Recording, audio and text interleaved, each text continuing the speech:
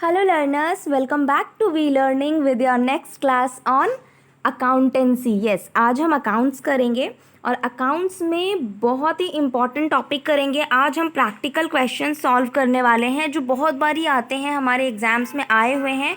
तो मैं उन्हीं प्रीवियस ईयर क्वेश्चंस को लेकर के आई हूँ। ओके तो इसमें वो आपका शेयर फॉरफीचर वाला केस, कौन सा अमाउंट कैपिटल रिडम्पशन रिजर्व में गया, कौन सा आपका शेयर फॉरफीट हुआ, वो सारा कुछ कॉन्सेप्ट प्लस क्वेश्चंस डिटेल में हम डिस्कस करेंगे आज की क्लास में। ओके और आप मेरे चैनल पे न्यू हो तो सब्सक्राइब बटन पे प्रेस करके बेल आइकन को भी क्लिक कर देना, सो दैट मैं जब भी न्यू वीडियोस लेकर आऊँ आपको टाइम टू टाइम नोटिफिकेशंस मिलती रहें। और प्लेलिस्ट में जाकर के आप मेरी क्लासेस भी देख सकते हो। IB कंप्लीट हो गया है, बिजनेस फाइनेंस हो रखा है। ओके तो ये सारी क्लासेस भी आप ज़रूर देखो। So without further delay let's begin the class. चलो स्टार्ट करते हैं और क्लास अच्छी लगेगी तो लाइक करना। ओके चलो देखो, तो एक छोटे से क्वेश्चन से आगे बढ़ेंगे हम। पहले एक छोटा सा क्वेश्चन करेंगे क्योंकि मुझे एक कंसेप्ट बताना है, उसके बाद ही नेक्स्ट क्वेश्चन करेंगे, बड़े वाले सम्स करेंगे उसके बाद। ओके देखो फर्स्ट क्वेश्चन क्या बोलता है, this is your first question. X limited forfeited 40 shares of ₹10 each and on which ₹4 per share were paid। ठीक है, क्या बोल रहा है, एक्स लिमिटेड ने फोरफीट करा है 40 शेयर्स को। कितने शेयर्स को करा है बोलो, 40 शेयर्स को, और कितने पे करा है, 10 ईच पे, एट द रेट 10 ईच। ठीक है नाउ एंड ऑन विच ₹4 पर शेयर वेयर पेड, और उस पर ना इसने 10 ईच करके करा, लेकिन पेमेंट कितने की करी, सिर्फ 4 की। ठीक है 4 पर शेयर की पेमेंट हुई है। If the forfeited shares are reissued as repaid as, हाँ सही है, एज ₹8 पर शेयर पेड अप, और फिर री इशू करें। अब हमें पता है हमारा जो फोरफीट होता है शेयर्स जिसके पैसे हमें नहीं मिले होते हैं, फिर हमारे पास है कि हम उसे री इशू कर सकते हैं, है ना। तो फिर वो री इशू किए गए हैं ये शेयर्स कितने पे, 8 पर शेयर पे। अब बोलता है what is the minimum price the company must charge, तो कम से कम कितने प्राइस पे कंपनी चार्ज कर सकती है ना, कम से कम बोल रहा है। तो देखो ज़्यादा तो कितने भी कर सकती है, क्योंकि हमें पता है 4 पर शेयर करके हुआ, लेकिन री इशू किया इन्होंने 8 पे, है ना, तो ज़्यादा तो करा ही है, लेकिन कम से कम आप कितने पे कर सकते हो, कम से कम कितना चार्ज कर सकते हो। तो आंसर होगा आपका ₹4 पर शेयर। क्यों, जितना आपके पास आए हैं, जितने पे किए गए हैं, है ना, आपके शेयर होल्डर्स ने जितने पे करे हैं, मिनिमम कम से कम आप उतने पे चार्ज लगा सकते हो, है ना। तो जब भी ऐसा क्वेश्चन आए माइंड में सेट कर लो ये बात, कम से कम हम कितने पे चार्ज लगा सकते हैं। कम से कम बोल रही हूँ मैं, ज़्यादा से ज़्यादा तो आप लगा ही सकते हो। हम ही देख रहे हैं कि री इशू करा है हमने 8 पे, है ना, लेकिन कम से कम पूछे तो जितना आपका पे हुआ है, ओके, जितना पेड अमाउंट है उतना कम से कम आप चार्ज कर सकते हो। तो 4 पर share is your answer. Okay चलो अब नेक्स्ट क्वेश्चन पे चलते हैं। हाँ अब ये आया आपका बड़ा वाला क्वेश्चन। ठीक है देखो क्या बोलता है, x limited forfeited 20 shares of 10 each 8 called up. ठीक है, एक्स लिमिटेड ने फोरफीट करे हैं 20 शेयर्स को 10 ईच करके, जिसमें से 8 कॉल्ड अप है। तो चलो यहाँ पे लिख लो कितना है, 20 शेयर्स हैं आपके, कैसे करके, 10 ईच करके, है ना, 10 ईच करके करा है, और जिसमें से 8 आपके जो है वो कॉल्ड अप हुए हैं। ठीक, कॉल्ड अप हुए हैं 8। अब बोलता है John paid application and allotment money of ₹5 पर शेयर। अब जॉन कोई जो शेयर होल्डर है उसने पे करा है एप्लीकेशन एंड अलॉटमेंट मनी ₹5 पर शेयर करके। अब जब ऐसा बोल रहा है मतलब क्या है, इसने सिर्फ उतना ही पे करा है, सिर्फ एप्लीकेशन एंड अलॉटमेंट मनी पे करा है, कितना, 5 करके।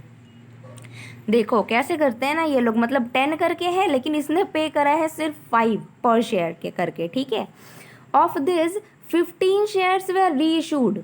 अब थे तो इसको पूरे करने थे, इसने पूरे करे नहीं, तो इसमें से जो बच गए शेयर्स, ठीक है, तो 15 शेयर्स जो हैं इसके, वो हमने कर दिए क्या, री इशू। ठीक है, री इशू किसको कर दिए, पार्कर को। अब जब हमने पार्कर को री इशू किया है shares, fully paid up for 6 पर शेयर, और किस रेट से करा है, 6 पर शेयर के रेट से करा है। ओके, अब आपको निकालना है what is the balance in the share forfeiture account. Share forfeiture account में कितने बैलेंस रह रहे हैं after the relevant amount has been transferred to capital reserve account. Capital reserve account में करने के बाद आपके पास शेयर फॉर फीचर में कितने बचते हैं वो निकालना है। ठीक है, चलो देखते हैं कैसे निकालना है। तो हमें पता है 20 शेयर्स करके किया उसने, 8 ईच, है ना, 8 ईच पे 8 कॉल्ड अप हुआ है। 15 शेयर्स उसने फिर 6 पर शेयर की रेट से री इशू करा, है ना, री इशूड अमाउंट है आपका ये। और फिर क्या बोला था, और जो जॉन है वो पे करता है सिर्फ एप्लीकेशन एंड अलॉटमेंट मनी 5 पर शेयर के रेट से।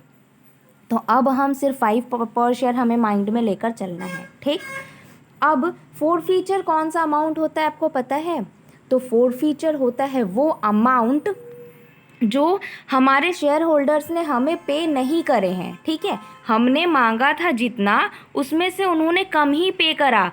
तो अब जब उन्होंने कम पे करा, तो जितना भी पे करा है ना, जो हमारे पास हमारे अकाउंट में आए हैं, मेरे पास हक है, मैं उसे फोरफीट कर सकती हूँ, उसे ज़ब्त कर सकती हूँ, है ना, उस अमाउंट को मैं ज़ब्त कर सकती हूँ। अब जो नहीं पे करे उसको क्या ही ज़ब्त करना, पर जितने पे करे उतने तो आप ज़ब्त कर सकते हो, है ना।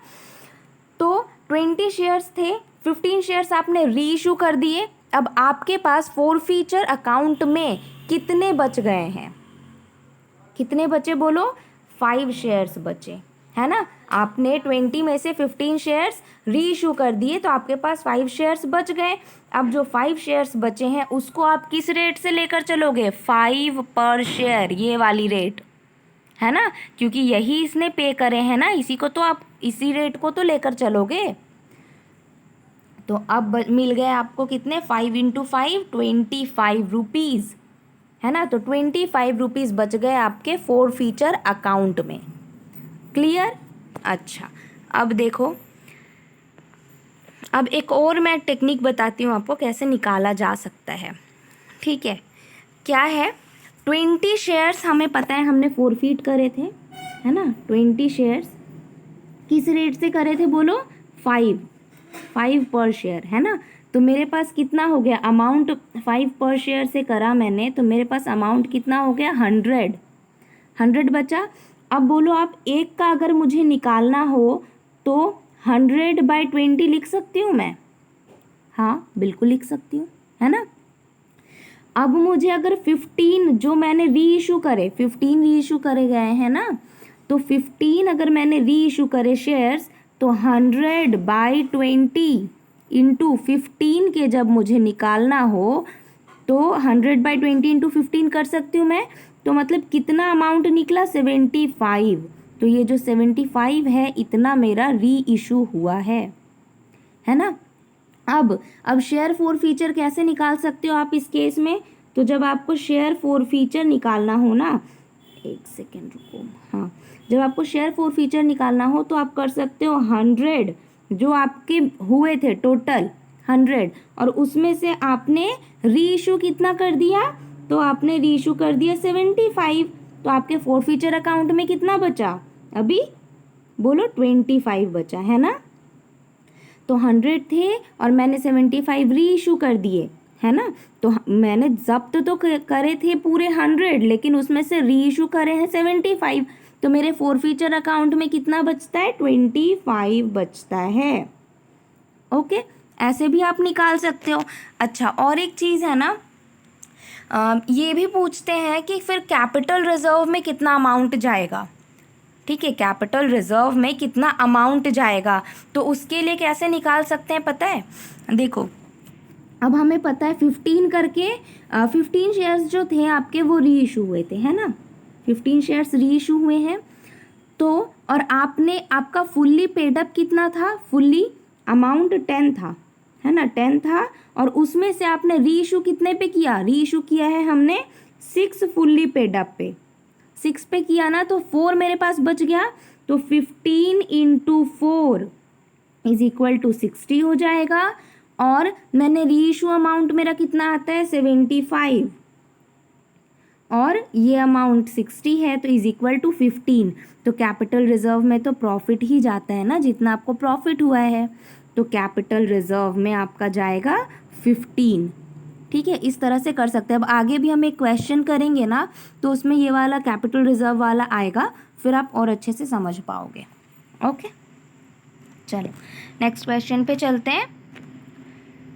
हाँ, नेक्स्ट क्वेश्चन क्या बोलता है आपको, redeemable preference shares of 2 lakh rupees 2 lakh are to be redeemed at par. Redeemable preference shares हैं 2 लाख के, जो रिडीम करने हैं किस पे, पार पे। ठीक है, now for which fresh equity shares of rupees 80,000 are issued at a discount of 10%। अब तो है आपके पास 2,000 के, 2 लाख के, सॉरी 2 लाख के, और आपको 80,000 जो है उसमें से वो आपको री इशू करने हैं। ठीक है, फ्रेश इक्विटी शेयर्स रिडीम करने हैं, तो जब रिडीम करने हैं आपको तो किस पे करने हैं, डिस्काउंट पे। तो डिस्काउंट पे मुझे निकालने के लिए फिर मैं इंटू 100 करूँ, फिर उसमें से 10% हटाऊँ, इससे अच्छा तो मैं डायरेक्ट 90% पे तो कर दूँ, है ना, डायरेक्ट आ जाएगा, उतना सब्ट्रैक्ट करने की नीड ही नहीं है। तो 90% कर दो, तो आपका आ गया कितना, 72,000। लेकिन यहीं पे तो काम नहीं ख़त्म हुआ, आगे क्या करना है, चलो देखते हैं। ओके, चलो देखो, फिर से एक बार क्वेश्चन को रीड करते हैं। बोला क्या मुझे, लास्ट वाला देखो, what amount should be transferred to capital redemption reserve account. अब जितना जो मैंने निकाल लिया डिस्काउंट, मैंने तो निकाल लिया कि मुझे इशू कितने पे करना है, तो इशू अमाउंट आया मेरा कितना 72,000, लेकिन मुझे निकालना है कि कैपिटल रिडम्पशन रिजर्व में कितना जाएगा। ठीक है, तो कैपिटल रिडम्पशन रिजर्व में कौन सा अमाउंट जाता है, जितना आपने रिडीम करा। ठीक है, redeemable value minus issued value. ठीक है, जितना आपने रिडीम किया माइनस इशूड, शेयर्स इशूड, तो वो करेंगे हम। तो रिडीम हमें कितना करना है, रिडीमेबल प्रेफरेंस शेयर्स कितने हैं हमारे पास, तो 2 लाख हैं, जिसमें से डिस्काउंट पे मैंने करा तो मेरा 72,000 आया, तो माइनस 72,000 करके आया कितना, 1,28,000। तो 1,28,000 इज योर आंसर, ऐसे निकालते हैं। ठीक है, ये तरीका है कैपिटल रिडम्पशन रिजर्व अकाउंट के लिए, क्योंकि उसमें प्रॉफिट जाता है हमारा, है ना, तो इसलिए ये वाला फॉर्मूला इसको नोट डाउन करके रख लो। चलो अब नेक्स्ट क्वेश्चन पे चले। नेक्स्ट क्वेश्चन क्या बोलता है, A limited issued a prospectus inviting applications of 2,000 shares. ठीक है, ए लिमिटेड इशू करता है, इशूड अ प्रोस्पेक्टस, हाँ एक प्रोस्पेक्टस मतलब उसने इनवाइट कितना किया, कितने शेयर्स के लिए इनविटेशन दी, तो 2,000 शेयर्स के लिए दी है। ठीक है, और applications were received for 3,000 shares, लेकिन एप्लीकेशन कितने के लिए रिसीव हो गई, 3,000 शेयर्स के लिए। मतलब क्या हो गया यहाँ, ओवर सब्सक्रिप्शन, है ना, ज़्यादा के लिए सब्सक्राइब कर लिया लोगों ने। लेकिन ये बेचारा, इसके पास तो, कंपनी के पास तो 2,000 शेयर्स ही हैं, क्या करे अब ये, आगे देखो, अब ये करेगा pro rata allotment, and pro rata allotment was made on the application of 2,400 shares। अब pro rata allotment करना पड़ रहा है, मतलब 2,000 शेयर्स को 2,400 में एडजस्ट कर दी कंपनी। ठीक है, 2,400 शेयर्स में एडजस्ट कर देते हैं। अब बोल रहा है आगे की लाइन देखो, if A has been allotted 40 shares. अब ए को अगर अलॉट होते हैं 40 शेयर्स, तो कितने शेयर्स अप्लाई हुए हैं। ठीक है, उसको कितने शेयर्स अप्लाई हुए हैं, उसने कितने शेयर्स के लिए अप्लाई किया है, वो हमें निकालना है। तो कैसे निकालेंगे, देखो हाँ, क्या है, 2,000 शेयर्स है आपका। ठीक है, 2,000 शेयर्स है कंपनी के पास, लेकिन कंपनी ने 3,000 शेयर्स, कंपनी के को 3,000 शेयर्स का सब्सक्रिप्शन आ गया, ओवर सब्सक्रिप्शन हो गया। ठीक, लेकिन कंपनी के पास तो उतना है नहीं शेयर्स, कंपनी क्या करे, तो ये 2400 शेयर्स में चलो किस तरह से एडजस्ट कर भी ले, लेकिन 600 उसे रिफंड करने पड़ गए। ठीक, अब 2000 शेयर्स को 2400 शेयर्स में अगर एडजस्ट करा है तो 1 शेयर्स को आप कितने में एडजस्ट करते हो, तो 2400/2000 लिख सकते हो उसको। हाँ भाई लिख सकते हैं। अब 40 शेयर्स के लिए अगर आपको निकालना है ना, क्वेश्चन में क्या था, 40 शेयर्स के लिए निकालना था, तो अब 40 शेयर्स के लिए अगर आपको निकालना है तो क्या करोगे, 2400 डिवाइडेड बाई 2000 इंटू 40, जो जनरल मैथमेटिक्स हम लगाते हैं, है ना, वो करके फिर मेरा आया 48 शेयर्स। तो उसने अलॉट उसको कितना हुआ, 40 शेयर्स, और उससे लेकिन उसने अप्लाई कितने शेयर्स के लिए करा था, तो उसने अप्लाई किया था 48 शेयर्स के लिए। ठीक है, तो अभी आपका इसका आंसर क्या आया, तो आंसर निकला है 48, है ना। ए ने ए ने अप्लाई किया था 48 शेयर्स के लिए। ओके, समझ आ गया। चलो नेक्स्ट क्वेश्चन पे चलते हैं। देखो अभी नेक्स्ट क्वेश्चन क्या बोलता है, the balance of property at cost has been 20,000। एक प्रॉपर्टी है जिसकी कॉस्ट है 20,000 and 17,000 in 2015 and 2016 respectively. 2015 and 2017 का दे रखा है आपको, ठीक है, कॉस्ट उसका। तो 2015 का है 20,000 और 2016 का है 17,000, मतलब ईयर के बिगिनिंग में 20,000 है और ईयर के एंड में बोलो 17,000 है ना, ऐसे ही हम समझेंगे। चलो आगे क्या है, sorry, the profit on the sale of property of 2,000 is credited to capital reserve account. अब जो प्रॉफिट हुआ है ना, प्रॉपर्टी को सेल करने के बाद जो प्रॉफिट हुआ है आपको, वो कैपिटल रिजर्व अकाउंट में क्रेडिट होता है, ठीक है। Now new property costing 5,000 was bought in 2016। अब न्यू प्रॉपर्टी जिसका कॉस्ट है कितना आपका 5,000, वो लाया गया 2016 में।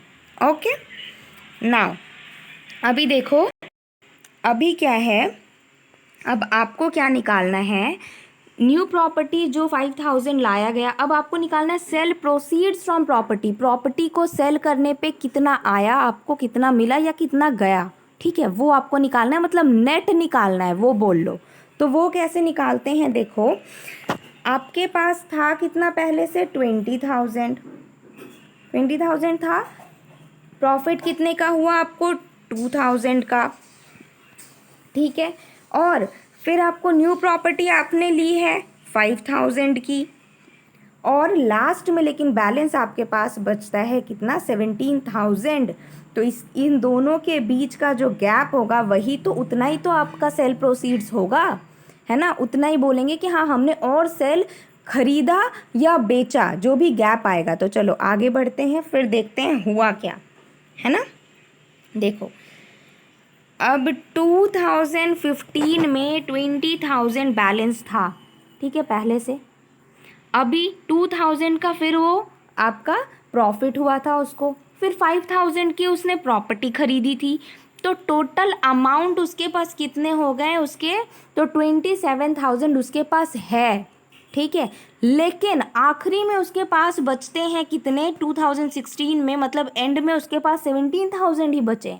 अरे भाई तो फिर 10,000 कहाँ गया, तो 10,000 ही तो सेल प्रोसीड्स है ना।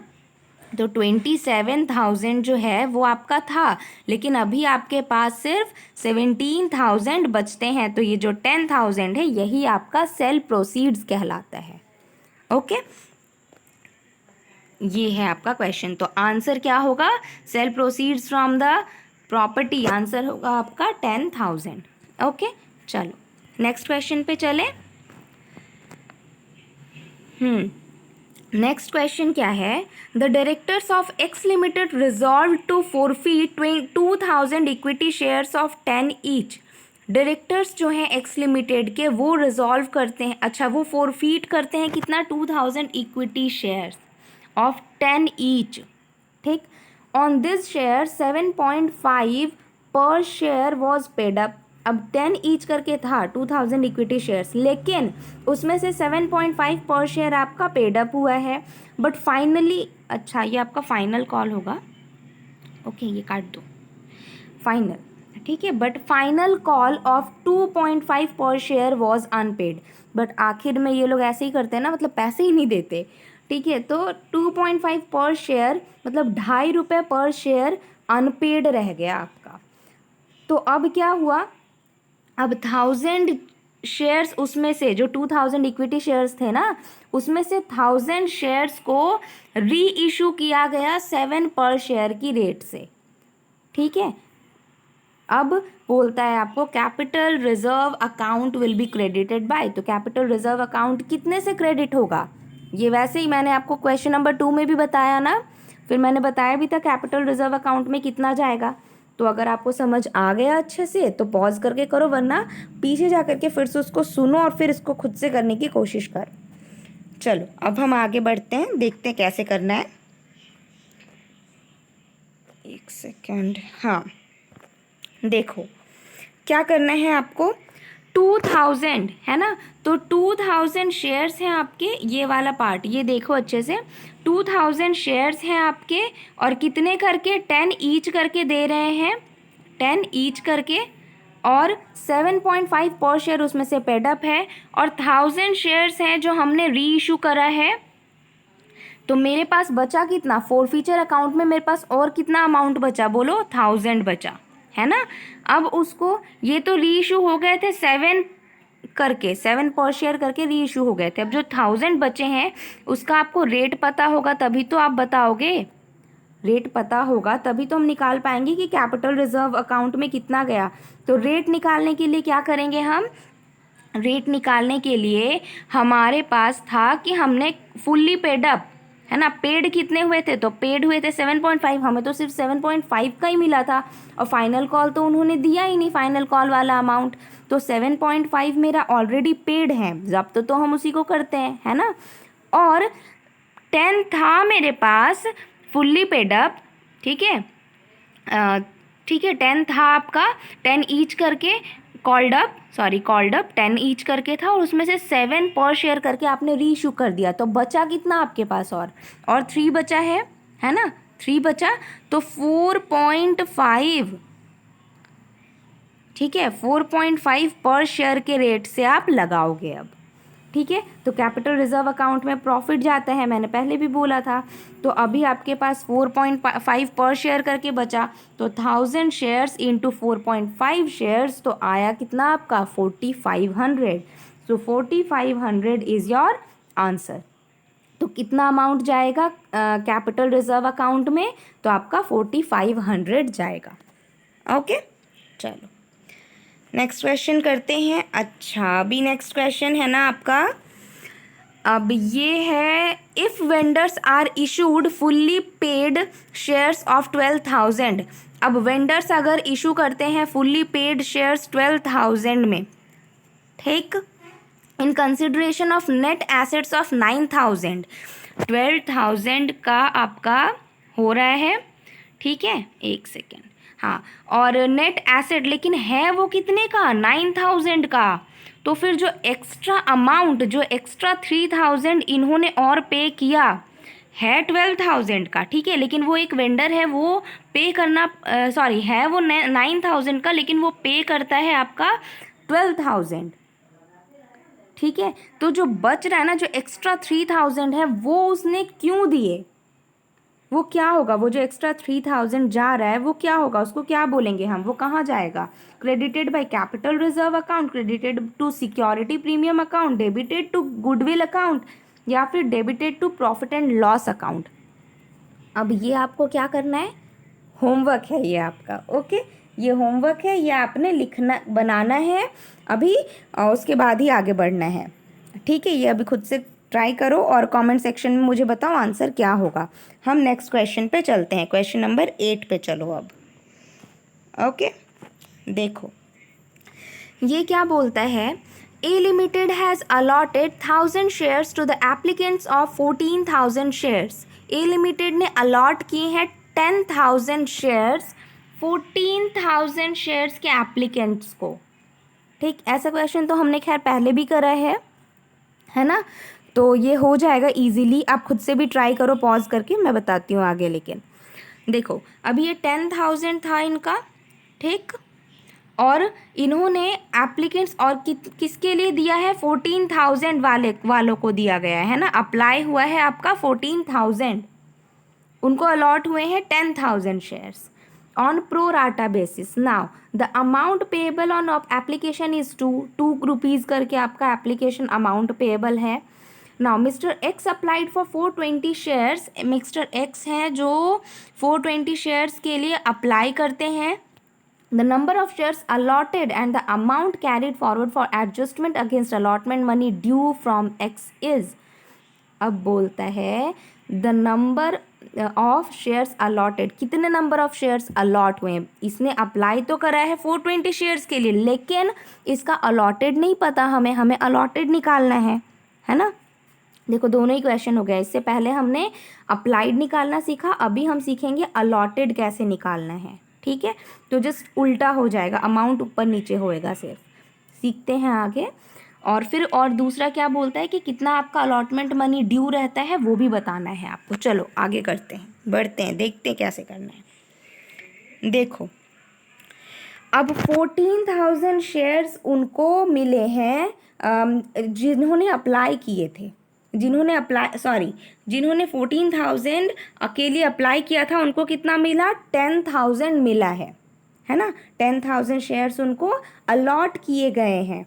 तो अब एक का हम निकाल सकते हैं, कैसे करना है एक का निकालेंगे तो 10,000 डिवाइडेड बाय 14,000 शेयर्स, है ना। नाउ अभी 420 शेयर्स का मुझे निकालना है, तो क्या करेंगे, 10,000 divided by 14,000 into 420, that is 300 shares. तो अब निकल गया इसका अलॉटेड, ठीक है। अप्लाई किया था इन्होंने 420 शेयर्स के लिए, लेकिन इनको अलॉट हुआ है सिर्फ 300 शेयर्स, ओके। अभी कितना एक्स्ट्रा मनी है जो आपका जाएगा, उसको हमें कैलकुलेट करना है। तो वो कैसे कैलकुलेट करेंगे, 420 minus 300 shares, that is 120 shares. और हमें पता है अमाउंट पेएबल कैसे करके, 2 रुपीज़ करके है, तो 2 पर शेयर के करके करोगे तो 240 आएगा आपका। तो आंसर क्या आया, 300 शेयर्स 240 करके, ओके।